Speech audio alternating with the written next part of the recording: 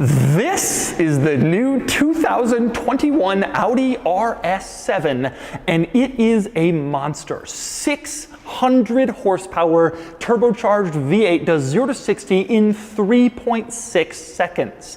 It is also an opulent luxury car with a sticker price of around $125,000 and a lot of nice trimmings and luxury features. Most importantly, it is the newest Audi RS car, and today I'm going to review it. Before I get started, be sure to check out Cars and Bids, which is my new online enthusiast car auction website for modern enthusiast cars. If you're looking to buy or sell a cool car from the modern era, the 80s, 90s, 2000s and up, check out Cars and Bids at carsandbids.com.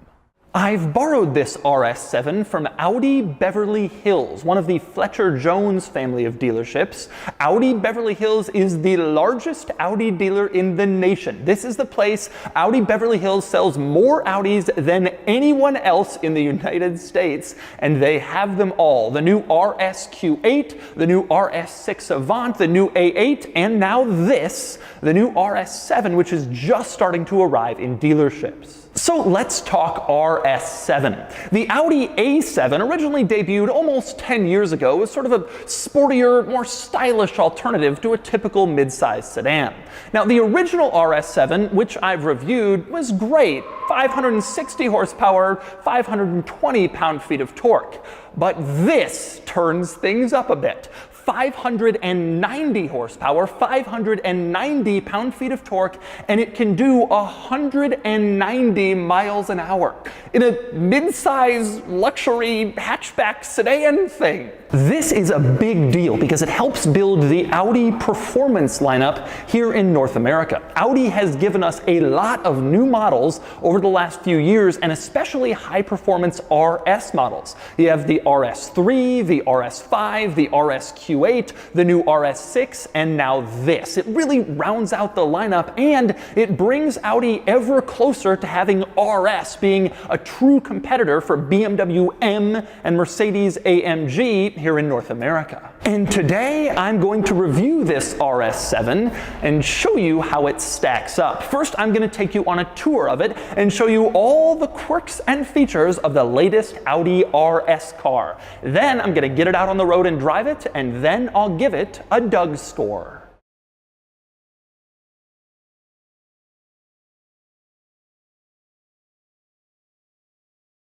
Alright, I'm going to start the quirks and features of the RS7 with walking up to the car. You unlock it and you can see the headlights do a little dance to show you that they've recognized you, which looks cool. Same deal in back if you approach from behind with the taillights. I've shown this in a few Audi models, but I like to mention it because it is a neat thing to see what all these automakers are doing with LED lighting these days. It just looks cool, frankly. And speaking of lighting, another cool thing this car does, when you open the door and you're in the dark or a parking garage, you can see it projects the words Audi Sport onto the ground, so you know you're in a particularly sporty Audi. Although it doesn't have to project it onto the ground, now it's projecting it onto my hand, which looks even cooler than the ground.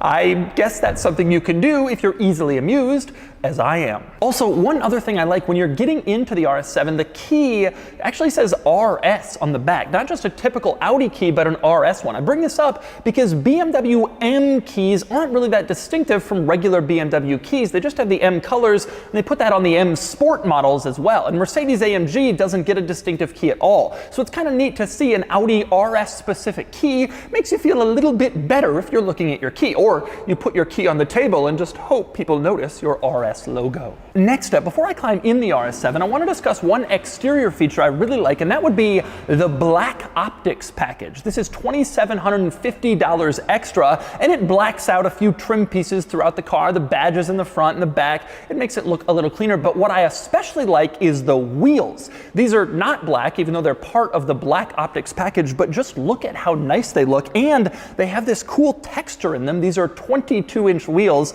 massive, but they look really, really nice. These are absolutely the wheels I would get on the RS7, the RS6, basically any Audi RS car that I could now. Next up, climbing inside the RS7, and I want to go back to lighting because this car does something very cool when you climb inside. It lights up the rim around the seatbelt buckle, which is tremendously useful. How many times have you gotten in a car at night and you can't quite find where the buckle is? Well, now it's lit up so you can easily see exactly where you're buckling your seatbelt. That is a pretty cool touch. I wish more cars had it. And it's worth noting that yes, the RS7 does have 3 individual seats back here, 2 on the sides and 1 center seat. I say that because a lot of these sloped roof cars were pitched as 4-seater coupes. I can't remember if the RS7 was initially, but the Mercedes CLS, the Porsche Panamera, but the RS7 does have 5 seats, including a rear middle seat. But anyway, since I'm back here, let's talk rear seats, and specifically rear seat room. With these slopey roof 4-door coupe cars, often the slopey roof, which looks cool on the outside, robs rear seat headroom because of its design. But as I sit in this car, I'm 6'3", 6'4", one or the other, and I have no real problem with headroom. I'm just right up against the ceiling, but it's not like I'm turning my head over like in some slopey roof cars. As for legroom, very good in here. This is a little bigger than your traditional mid-size car, and it definitely feels like it in the back seat. If you're just sitting back here, you have a nice comfortable amount of room. It would be a good place to spend time even for adults. And there are some nice amenities back here too. This particular RS7 has 4-zone climate control, meaning 2 zones in front and 2 more in back, which are controlled by this screen in the center and the rear seats. You can see, just move your fingers around. You can change the temperature, the airflow, whatever. You also have heated rear seats back here, which is nice. And you also have 2 individual USB-C ports for charging back here. I like to see that, the latest technology, the best charging, but you also have a cigarette lighter style outlet in addition if you want to charge even more stuff. So there's 3 seats back here and 3 charging ports. That's pretty good. You won't even see 3 charging ports in a lot of family SUVs and vans,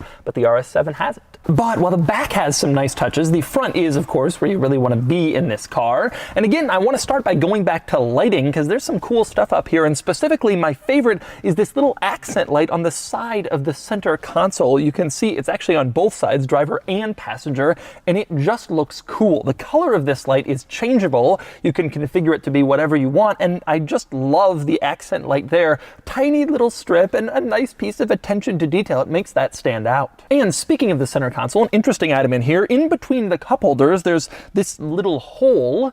Maybe wondering, what is that for? Well, it's for your key. If you get in the car and you're thinking, I have nowhere to put my key, you can stick it in there and it will keep it nice and safe while you drive along. Now, interestingly, this area with the key and the cup holders is kind of a cheap looking plastic. It doesn't really look all that nice, I suspect because they assume stuff will spill out of your drink, so they don't want to put a nice material there because you'll ruin it. But that is the only subpar material in this entire interior. Everything else in here is fantastic, glorious. It looks great. Audi interiors have always been top-notch, and this car really proves that. Everywhere you look, nice design, nice lines, cool, modern, stylish. It's just a really beautiful interior, just like pretty much every other new Audi, especially the high-end stuff like this. By the way, one other interesting lighting item worth mentioning, next to the steering wheel, you have a few stalks coming off, your turn signals, your wipers, your cruise control. That's pretty standard.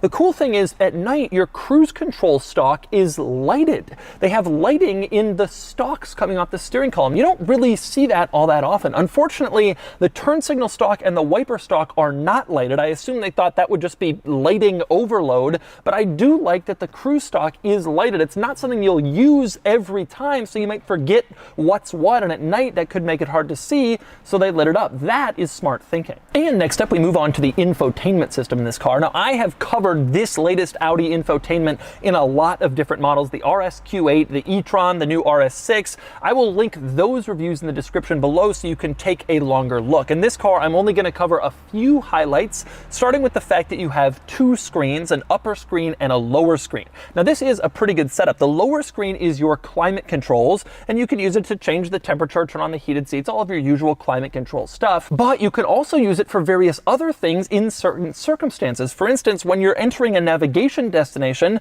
The lower screen changes from your climate controls to a writing pad where you can write out where you want to go, and then it will send that info to the navigation system, and then the car will take you there. And that's sort of the benefit of having a screen here for your climate controls instead of fixed buttons. You can have it be different things. And as you might expect, given the navigation situation, the upper screen is for basically everything else. Navigation, settings, phone, Bluetooth, radio, basically everything you might want contained in these two Audi screens. And by the way, I want to clarify a point I made about these screens in another Audi video I did a couple of months ago. I said that you can touch these screens, but you have to push down and tap. You can't just tap with your finger. It doesn't recognize that. You actually have to push, and then the screen will recognize your tap by vibrating a little bit. A lot of people thought I was wrong. You can just tap it, surely.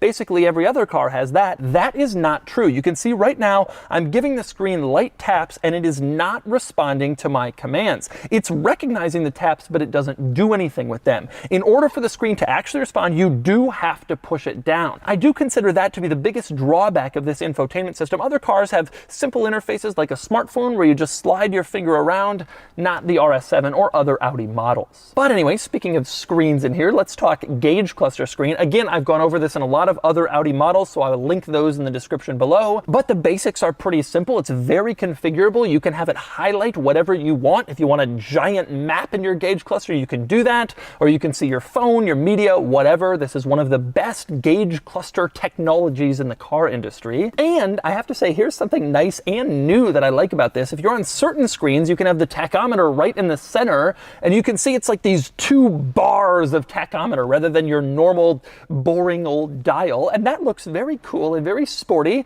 and very fitting with the RS car. And speaking of the RS-ness of this car, you have a button on the steering wheel marked RS mode. Now in this car, you can switch between different drive modes. You have sport, comfort, efficient, but RS mode takes sport a step further. You press it once and you go into RS1, and that's a very sporty configuration. You press it a second time and you go into RS2, and then the driver aids turn off, traction control and that sort of thing, and you're pretty much on your own. That's for like hardcore racetrack use, but that little button on the steering wheel lets you switch right in with a simple tap in case you're driving along one day and you find yourself on a racetrack. And next up we move on to the back of the RS7, which is notable because as a sloped back car, this is a hatchback, which the Mercedes E63 and the BMW M5 are not. And you can see in here, it is quite a large cargo area, a lot bigger than your typical sedan trunk. It goes very far back, and it seems very wide and large and very usable and practical, although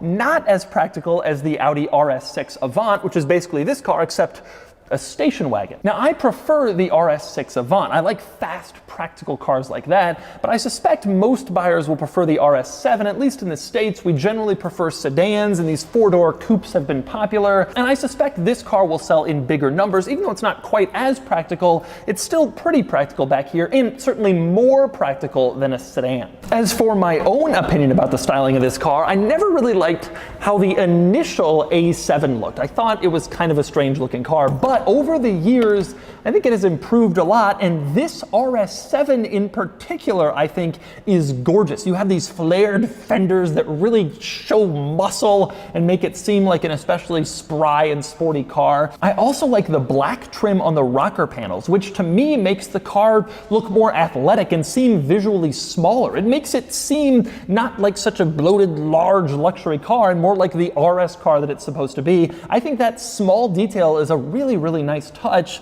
in terms of how this car looks. And by the way, one other visual item worth noting in this car, it has huge brakes in front. As you can see, these are not carbon ceramic brakes, they're traditional steel, but they do have red brake calipers. That's a $500 option, and in my opinion, it is one very much worth getting. Makes the car look a lot sportier and a lot more exciting with those red calipers, like a performance car should. And finally, we move under the hood. Like I said, turbo V8, 590 horsepower, 590 pound-feet of torque.